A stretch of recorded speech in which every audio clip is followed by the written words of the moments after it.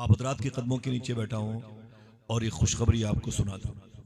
मेरे दोस्त मौलाना आदिल साहब किबला के भाई हैं, आसिफ भाई, मोहतरम हसीब साहब किबला के शहजादे हैं, ये उनकी शादी के मौके पर तकरीब है।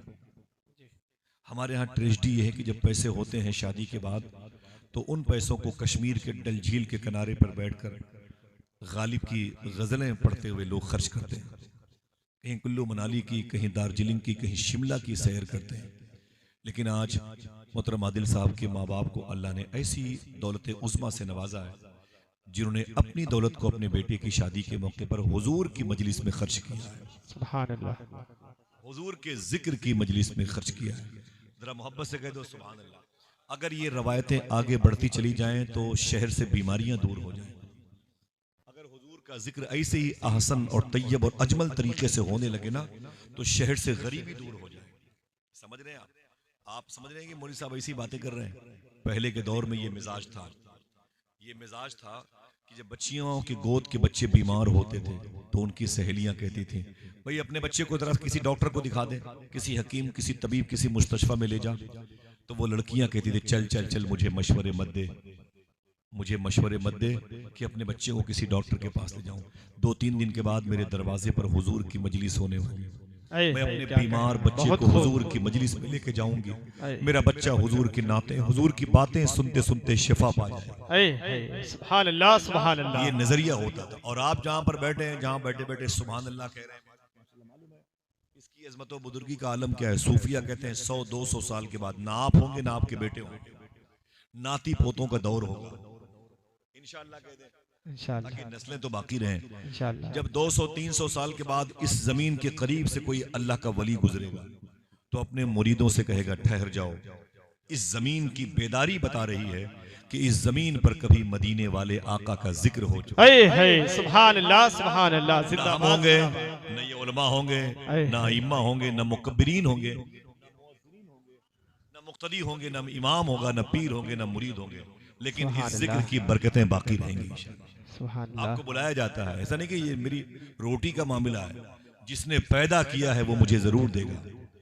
आप मजलिसों में नहीं आओगे तब भी देगा इंशाअल्लाह। आपने देखा नहीं, वो इलाहाबाद का दुर्वेश कहता है कि अल्लाह तबारक व तआला, बहुत बहुत शुक्रिया, अल्लाह बच्चियों पे करम फरमाए। बेटा बैठ, यहीं बैठो, यहीं पर बैठ जाओ, वरना फिर तुम्हें कोई भेजेगा। और तुम्हें आने जाने में जो दिक्कत होगी ना, वो तकलीफ मेरे पैसों से ज्यादा है। अल्लाह बच्चियों पे रहम फरमाए। बच्चियां बड़ी प्यारी होती हैं, इनके कदम में अल्लाह ने बड़ी बरकतें रखी है। ये बताएं कि लोग कहते हैं भाई आओ जलसे में ताकि मौलवियों की रोजी रोटी चल जाए। मैं गुजारिश करता हूँ, वो मेरा परवरदिगार जो शेक्सपियर को, मिल्टन को, आइंस्टाइन को, लॉर्ड मिकाले को, नितिनयाहू को, व्लादिमीर पुतिन जैसे कुत्तों को इतनी बड़ी बड़ी दौलतों से नवाजा है, तो हम और आप तो हुजूर पर दरूद पढ़ते हैं, कैसे भूखे मर जाए। बता दूं, इलाहाबाद का दुर्वेश कहता है, हम जब अपनी माँ के पेट में थे, देखना कितने लोग सुभान अल्लाह, हम जब अपनी माँ के पेट में थे तो माँ खाती थी अपने हिसाब से। देखना कितने लोग सुभान अल्लाह कहते हैं। हम जब अपनी माँ के पेट में थे तो माँ खाती थी अपने हिसाब से, लेकिन अल्लाह मुझे देता था मेरे हिसाब से। सुभान अल्लाह, सुभान अल्लाह। क्या कहना। अगर जहमत न हो तो हाथों को उठा के बोल दो, ऐ अल्लाह तेरा शुक्र। हाथ उठाए रखो, मुझे इतना बता दो, अगर आपको आपकी माँ के पेट में माँ के हिसाब से खाना मिलता तो बच जाते?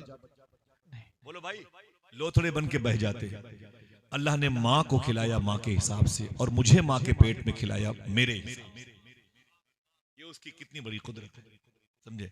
तो जो मौला दुश्मनों को भी और अपने नौजायदा बंदों को भी माँ के पेट में सही सालिम उसके शोरो फिक्र अजसाम के मुताबिक ग़िज़ाएं देता है, वो अपने नबी की मजलिसों में आने वालों को भूखा नहीं मारेगा। सुभान अल्लाह, सुभान अल्लाह। भूखा नहीं मारेगा इंशाअल्लाह।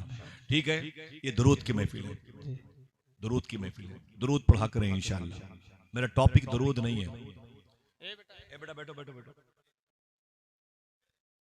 बैठो, हर 10 मिनट के बाद तुमको टच नहीं करना, बैठो, बोलना नहीं, ठीक है, वरना दोनों बच्चों को अलग अलग कर दो, बच्चे खामोश हो जाएंगे, मारना पीटना नहीं, ठीक है, बच्चे शोर न करना। उसने कहा कि वासिफ अली वासिफ ने कहा दुरूद पढ़ना चाहिए, यही एक शर्त है कि दुरूद पढ़ने वाला, जिस नबी पर दुरूद पढ़ा जाए, दोनों का जमाना। उस दरवेश से पूछा गया कि दुरूद पढ़ने की का तरीका क्या है। एक दरवेश से पूछा गया दुरूद पढ़ने का तरीका क्या है। देखना कितने लोग सुभान अल्लाह कहते हैं। बोले दुरूद पढ़ने का वही तरीका है जो नमाज पढ़ने का है। सबकी आवाज नहीं आई। दुरूद पढ़ने का वही तरीका है जो नमाज पढ़ने का है। बोले नमाज पढ़ने का तरीका क्या है। बोले नमाज पढ़ने का तरीका यह है कि हुजूर इरशाद फरमाते ऐसे नमाज पढ़ो या तुम खुदा को देख रहे हो या खुदा तुम्हें देख रहा है। तो कहते हैं ऐसी ही दुरूद पढ़ो या तुम नबी को देख रहे हो या नबी तुम्हें देख रहा है। सुभान अल्लाह मोहब्बत से बोले सुभान अल्लाह सुभान अल्लाह। अदब से हुजूर की बारगाह में हाजिरी के आदाब सीखते हुए दुरूद शरीफ पढ़ें। अल्लाहुम्मा सल्ली अला अल्लाहुम्मा सल्ली अला सय्यिदना शफीना मौलाना मौलाना नूर का मोहम्मद व बारिक आले सल्लल्लाहु मोहम्मद अलैहि वसल्लम। सैयदना गौस पाक की बारगाह से आए हैं। चलेंगे इंशाल्लाह बगदाद। इंशाअल्लाह हाथों को उठा के बोले चलेंगे। इंशाअल्लाह। मुझे याद नहीं है मैंने कितनी मरतबे हाजिरी दी है। वल्लाह मुझे भूल गया 25 30 कितनी मरतबे मैंने हाजिरी दी गौस पाक के मैं भूल गया। इतना बुलाया मेरा काम है जलसे जुलूस की दुनिया में दौड़ते दौड़ते कुत्तों के तरीके से भौंकता रहता हूँ। फिर कुछ पैसे हो जाते हैं तो बगदाद शरीफ भाग जाता हूँ। क्या कहना हजरत। मैं एक बात बताऊं प्राइवेट मेरे बाल में जो बीवी बच्ची है ना मेरा पासपोर्ट छुपा के रखते हैं। इसको पासपोर्ट मिल गया तो फिर ये महीने में भाग गया। खैर मेरी दुआ है कि अल्लाह ताला आप सबको गौस पाक का रोजा दिखा दे। हाथों को उठा के आमीन कहो। मेरी बहन बेटियों के दिलों में अल्लाह गौस पाक की मोहब्बत पैदा फरमाए। आमीन। ये आसिफ भाई की शादी के मौके पर ये तकरीब है बहुत बहुत मुबारक हो। मैं अकरम मौलाना अकरम साहब से और मिंबर के सभी उलमा किराम से गुजारिश करूंगा आप लोग खड़े हो जाएं और सबसे पहले आसिफ भाई के सर पे इमामा शरीफ बांध लें। एक हुजूर की सुन्नत मुबारका की राह के मुसाफिर हैं, मजहबी मिजाज है, माँ बाप की दुआएं हैं कि आज इनकी खुशियों के मौके पर अल्लाह ने हम सबको हुजूर की मजलिस में रखा है। तो मैं इस हवाले से बहुत बहुत मुबारकबाद पेश करूंगा कि बाहर रहते हैं गल्फ कंट्री में शारजा वगैरह में और अल्हम्दुलिल्लाह वहाँ भी हुजूर की मोहब्बतों का ऐलान करते हैं। और मैं गुजारिश करूंगा उनके वालिद साहब से और अपने इन बुजुर्गों से वो तशरीफ लाएं। सब लोग अपने हाथों से हार वगैरह पहना दें इनको। ठीक है हम लोग दुरूद शरीफ पढ़ते रहेंगे। सल्लल्लाहु अला मुहम्मद। जो जिम्मेदार घर के लोग हैं ऊपर आ जाए और अपने हाथों से सेहरा वगैरह पहनाए। सल्लल्लाहु अला मुहम्मद। उसे पढ़े अकबर भाई उस माइक में दुरूद शरीफ पढ़ाए।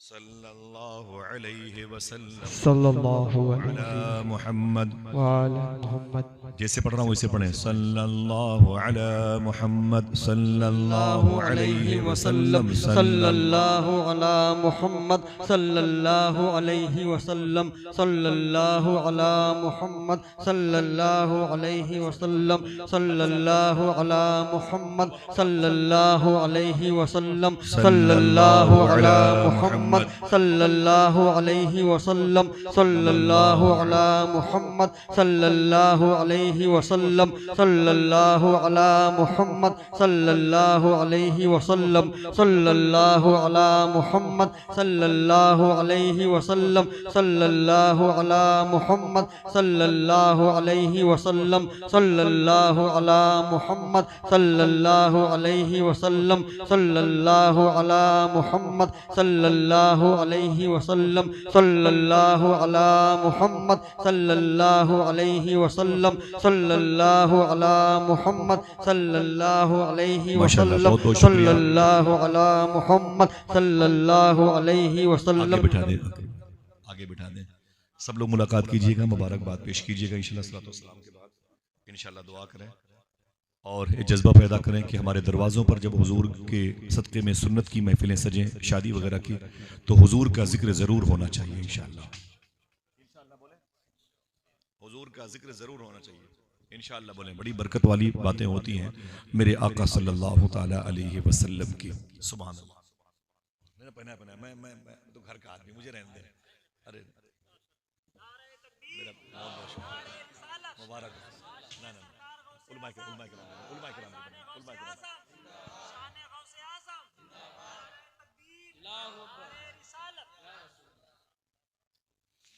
भाई दूल्हा तो यही है सेहरा तो इन्हीं को पहना है कंफ्यूज ना हो जाए ना। अरे जज़ाकल्लाह माशाअल्लाह अल्हम्दुलिल्लाह मुबारक हो भाई माशाअल्लाह। दुरूद शरीफ पढ़ें। अल्लाहुम्मा सल्ली अला सय्यिदिना व शफीअना व नबिय्यिना मौलाना नूर का मोहम्मद व अला आलि मोहम्मद बिअदद कुल्ल मालूम लक। आइए थोड़ी सी बात करते हैं और कभी आऊंगा तो गौस पाक की बात करूंगा इंशाअल्लाह। लग रहा है तब आप नहीं आएंगे।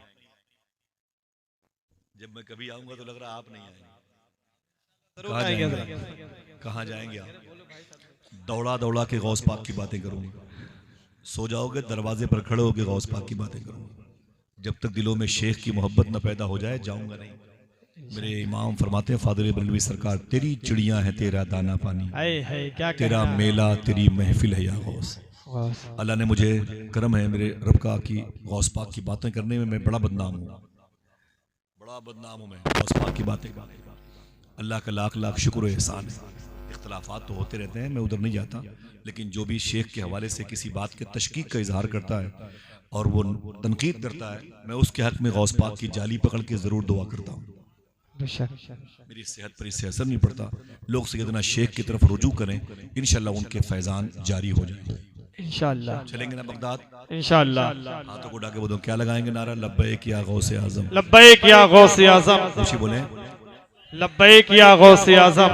अकबर भाई आपके माइक की आवाज़ ज़्यादा है, उसे कम कर दें, थोड़ा सा दूर से बोले, कम कर दें, ठीक है? मना है शरीयतन। देखिए बता दूं आपसे, सरकार सिद्दीक अकबर रदी अल्लाह तआला अन्हु रातों को मदीने शरीफ में नंगे पांव चला करते थे। उनसे उमर फारूक आजम ने पूछा था कि मेरे भाई रातों को आप नंगे पांव क्यों चलते हैं? आपने फरमाया था, मैं इसलिए नहीं पहनता चप्पलें कि मेरी चप्पल की खट खट की आवाज़ से किसी गरीब की नींद में खलल न पैदा हो। कहा ये थ्योरी कहाँ से सीखी? कहा हुजूर से सीखी है मैंने। ये दीन है कि नहीं? आवाज़ रखें ज़रूर। मेरी भाई माइक की आवाज़ इसकी बढ़ाएं, इको मगर बंद रखिएगा आप इसका, और उसकी आवाज़ में थोड़ा सा प्रेशर ज़्यादा है। बहुत अच्छा माइक है, इसकी आवाज़ थोड़ी सी बढ़ा दें, लेकिन बाहर के सारे साउंड इको बंद कर दें इसमें से, ठीक है? तकरीबन 30 साल से ज़्यादा हो गए मुझे ये काम करते हुए, हिंदुस्तान में, हिंदुस्तान के बाहर, यही मैं करता हूँ माशाल्लाह। मेरी दोस्ती जितनी माइक से है वो कम लोगों से है। मेरे लिए कुछ नया नहीं, बस आवाज़ इसी कैंपस में रखिएगा। शायद किसी के बच्चे बीमार हो, कोई सोना चाहता हो, कोई सोना चाहती हो बच्चियाँ, तो उन्हें के आराम में खलल न पड़े। क़ाल नबी सल्लल्लाहु अलैहि वसल्लम अन निकाहु मिन सुन्नती फमन रग़िबा अन सुन्नती फलैसा मिन्नी। शादी का कार्ड वो चाहे 30 रुपए का हो, चाहे 50 रुपए का हो, और चाहे वो 100 रुपए का हो, चाहे वो 300 रुपए का हो, दानिश भाई, उस पे हुजूर की यही हदीस शरीफ लिखी होती है, अन निकाहु मिन सुन्नती। क्या लिखवाते हैं आप? ना आवाज कमजोर है, बोलिए। अन निकाहु मिन सुन्नती। अन निकाहु, इसकी मीनिंग क्या है? इसकी मीनिंग है, अल्लाह के रसूल फरमाते हैं निकाह मेरी सुन्नत है। मोहब्बत से बोलो। हाँ, चोर कहता है चोरी करना ये मेरा काम है, मेरा काम है। झूठ बोलने वाला कहता है झूठ बोलना ये मेरा काम है। कातिल बोलता है कत्ल करना ये मेरा शेवा है, मेरी अलामत है, मेरी निशानियां है। हुजूर फरमाते हैं दो टूटे हुए रिश्तों को जोड़ देना ये मेरी अलामत है। दो घरों को यकसानियत का ताज बख्शना ये मेरा काम, मेरी सुन्नत है। क़ाल नबी सल्लल्लाहु अलैहि वसल्लम अन निकाहु मिन सुन्नती। इसके माने क्या हुए? सोच के बताएं, हम भी आराम कर लें। निकाह ऊंची बोले भाई, करीब करीब हर दूसरा तीसरा शख्स साहिब औलाद है। निकाह मेरी सुन्नत है। इसके बाद हुजूर ने क्या कहा? आप ही के घर की शादी कार्ड पर लिखा होता है फमन रग़िबा अन सुन्नती फलैसा मिन्नी। जिसने इस सुन्नत से दिलचस्पी मोड़ ली, इस सुन्नत को जिसने फॉलो न किया, हुजूर फरमाते हैं फलैसा मिन्नी। क्या मतलब? मैं उसका जामिनो जिम्मेदार नहीं, वो मुझ में से नहीं, मैं उसका जिम्मेदार नहीं। फलैसा मिन्नी, मैं, वो मुझ में से नहीं है। जिसने मेरी इस सुन्नत से अपने आप को अलग कर लिया, इन्हिराफ कर लिया। किसकी तरफ इशारा है? आज यूरोप में, लंदन में, मेक्सिको में, फ्रांसिस्को में, कैलिफोर्निया में, ऑक्सफोर्ड में, इन जैसे बड़े बड़े मुल्कों के बड़े बड़े शहरों में लड़कियां लड़कियों के साथ रिश्ता करना चाहती हैं, लड़के लड़कों के साथ जिंदगी गुजारना चाहते हैं। हुजूर ने इनके लिए अल्टीमेटम दिया, फमन रग़िबा अन सुन्नती फलैसा मिन्नी। इन लोगों ने मेरी सुन्नत के खिलाफ कदम उठाया, ये मुझ में से नहीं है। और आज भी इस नस्ल के जो लोग दुनिया के किसी मुल्क में पाए जाते हैं ना, जो अपनी मर्जी, अपना जिस्म अपनी मर्जी का ऐलान करती हैं, औरतें या लोग करते हैं, सबके लिए अल्टीमेटम है, हुजूर का फरमान है फलैसा मिन्नी, ये मुझ में से नहीं। हुजूर में से कौन लोग हैं? जिन्होंने हुजूर की सुन्नतें अमल हुई, आमिल कहलाए। अन निकाह मिन सुन्नती। आइए थोड़ी सी बात करते हैं। अगर हुजूर ने ये बात कही निकाह मेरी सुन्नत है, तो हुजूर ने ये सुन्नत कैसे लॉन्च किया? हुजूर की फर्स्ट मैरिज, हुजूर का पहला अक्द, हुजूर का पहला निकाह हुआ कैसे? मेरी बहनों, मेरी बेटियों, सुनना इसको। शायद मैं कभी ना आ पाऊँ, भाई जाहिर सी बात है, 45-40 साल के बाद तो आया हूँ। फिर 45 साल के बाद अगर आना हुआ तो फिर मैं न रहूँगा, मैं किसी मरहूम की घोटी में टंगा रहूँगा। तो आज आया हूँ, थोड़ी सी बात मुझसे सुन लें, और मैं तकरीर सुनाता नहीं, याद कराता हूँ, ठीक है। हुजूर फरमाते हैं निकाह मेरी सुन्नत है। तो मैं आपसे पूछता हूँ, रामपुर बावली वालों, प्रतापगढ़ शहर के करीब रहने वालों, हुजूर की सुन्नत कैसे थी? हुजूर ने जो फर्स्ट मैरिज किया किस बेस पर किया? लड़की बड़ी खूबसूरत थी इस बुनियाद पर, लड़की बड़ी सर्वकत जैसी थी इस बुनियाद पर, लड़की के कबीले के लोग बड़े पैसे वाले थे इस बुनियाद पर, खानदान बड़ा मजबूत था इस बुनियाद पर, प्रॉपर्टी की बुनियाद पर यह शादी हुई। हुजूर का पहला निकाह हुआ, दौलत की बुनियाद पर निकाह हुआ, सरवत की बुनियाद पर निकाह हुआ, जाहो हशमत की बुनियाद पर यह निकाह हुआ। किस बेस पर हुआ? आइए अगर इजाजत दें तो थोड़ी सी बात करते हैं इस हवाले से। हुजूर की पहली शादी किस बेस पर हुई, किस वक्त हुई, उम्र क्या थी, किस लड़की से हुई? और ये बातें आपको अजबर करा देंगी, ठीक है। अगर आपका दिल मुसलमान है तो याद कीजिएगा, दिलों में अगर तंगी है तो मुझे फिर आप बोझ महसूस करेंगे। बात इसी अंदाज में होगी। हुजूर सल्लल्लाहु ताला अलैहि वसल्लम की उम्र शरीफ 25 साल की हुई। कितनी? कभी आऊंगा तो हुजूर की पैदाइश बयान करूंगा इंशाअल्लाह। हुजूर सल्लल्लाहु अलैहि वसल्लम की उम्र 25 साल की। एक तो 25 साल की उम्र हुजूर की, ऊपर से ये जवानी के सबसे खास दिन होते हैं, और तीसरी बात किसकी हो रही है? उसकी जो हसीनों का सरदार है। कितने खूबसूरत हुजूर रहे होंगे 25 साल की उम्र में, सुभान अल्लाह। 25 साल की उम्र हुजूर की है, और हुजूर अपने चचा जनाबे अबी तालिब की कस्टडी में रहते थे। ये हुजूर के सगे चचा थे जनाबे अबी तालिब। उन्हीं के घर में हुजूर का खाना पीना था, उनका आराम करना था। जनाबे अबी तालिब के घर में आका करीम सल्लल्लाहु ताला अलैहि वसल्लम रहा करते थे। मालूम है हुजूर से कितनी मोहब्बत करते थे वो। जब उनके घर में खाना बनता था, जनाबे अबी तालिब के यहाँ खाना पक जाया करता था, उनके बच्चे चूल्हे के पास बैठ जाते, बोले बाबा खाना दे दो हम खा लें। तो जनाबे अबी तालिब कहते थे अभी मेरा भतीजा नहीं आया। हुजूर के बारे में कहते थे अभी मोहम्मद अरबी नहीं आए, अभी तो मेरी आमिना का लाल नहीं आया है। तो उनके बेटे कहते बाबा ये क्या मतलब है? पैसे आप कमाते हैं, दौलत आपकी है, और ये जो खाने हैं वो आपके पैसे के हैं, आप मोहम्मद अरबी का इतना इंतजार क्यों करते हैं? जनाबे अबी तालिब रो के बोलते थे ये खाना उसी के कदम की बरकतों से मुझे मिलता है। हुजूर की उम्र 25 साल की हुई। कितनी? मक्के शरीफ में हुजूर का जो बैकग्राउंड है ये बड़ा मजबूत है। काबे के मुजावर के भतीजे हैं, काबे के मुतवल्ली के भतीजे हैं, ज़व्वारे काबा की खिदमत करने वाली टीम का सरगना जनाबे अबू तालिब, और पूरे मक्के में सबसे मुबारक प्रेशर वाले बुजुर्ग जनाबे अबी तालिब। और उनके घराने में हुजूर आए ना, तो हुजूर का लेवल दुनिया वालों की नजर में जाहिर था। लेकिन मालो मता कम। उस वक्त मक्के शरीफ में एक लड़की रहती थी, उसका नाम था खदीजा। शियों की महफिल होती, लोग खड़े होकर सुभान अल्लाह। हमारे यहाँ की तारीख किसी को अजबर नहीं है कि नहीं?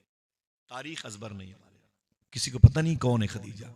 शायर ने कहा था कि शहरियत जहन्नम की, नेशनलिटी जहन्नम की, शहरियत जहन्नम की हो गई उसे हासिल, रास आ गई जिसको दुश्मनी खदीजा की।